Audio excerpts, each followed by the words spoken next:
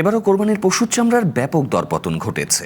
সরকারের বেঁধে দেয়া দামের অর্ধেকও পাচ্ছেন না মৌসুমি ব্যবসায়ীরা। একই অভিযোগ করছেন এতিমখানা সংশ্লিষ্টরা। আড়তের ব্যবসায়ীরা অবশ্য দায় চাপাচ্ছেন লবণ ও কেমিক্যালের বাড়তি দামের ওপর। অন্যদিকে চামড়া প্রক্রিয়াজাতকারীদের সংগঠন ট্যানার্স অ্যাসোসিয়েশন বলছে, সঠিকভাবে সংরক্ষিত চামড়া যথাযথ মূল্য দেয়া হয়। শহরে ঘুরে ঘুরে কেনা কাঁচা চামড়া ৩ জায়গায় নামিয়েও কাঙ্ক্ষিত দাম না পেয়ে মাথায় হাত রাজধানীর শেরেবাংলা নগরের মৌসুমি ব্যবসায়ী ফয়সালের। চামড়া কিনছি আর কি গড়ে 700-800 করে, ঠিক আছে, এখানে আসি 550, 500, 600।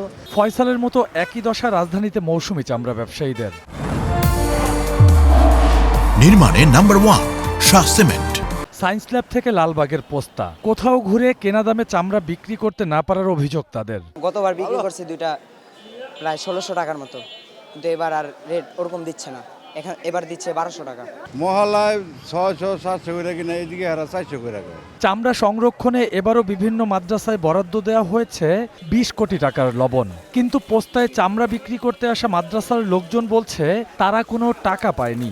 আমরা লবণ টবণ পাইনি, আমাদের লবণ যায় নাই, তো আমার মাদ্রাসা যায় না, এটা নিশ্চিত আমি জানি।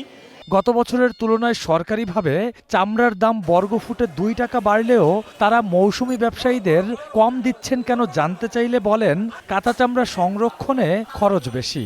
লবণ সরকার আমাদেরকে না দিয়ে সরকার লবণটা দিচ্ছে মাদ্রাসাকে, মাদ্রাসা থেকে চামড়া কিনে। মালের দাম কম হওয়ার কারণ হলো কেমিক্যালের দাম বেশি, লবণের দাম বেশি, খলিফার মজুরি বেশি। সরকার তো ভালো মানের চামড়ার নাম লবণযুক্ত চামড়ার দাম নির্ধারণ করে, কাঁচামালের দাম তো নির্ধারণ সরকার করে না। এদিকে ট্যানারি মালিকদের সংগঠন বাংলাদেশ ট্যানার্স অ্যাসোসিয়েশনের দাবি, চামড়া সংগ্রহ ও সংরক্ষণে নষ্ট হয় প্রায় 30%।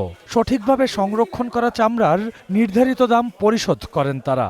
চামড়াটাকে একটা যথাসময়ে হয় লবণ দেন, আর নাহলে দ্রুত সেল করে দেন। লবণ দিলে আপনি 2 মাসের জন্য বার্গেনিং পাওয়ার বেড়ে যাবে আপনার, আপনি মালটাকে যেখানে ইচ্ছা সেখানে বিক্রি করতে পারবেন। ট্যানারি মালিকরা এবছর 75 থেকে 80 লাখ পিস কোরবানির পশুর চামড়া সংগ্রহের লক্ষ্য নিয়ে মাঠে নেমেছেন। Rakibul Rahat, one news, Dhaka.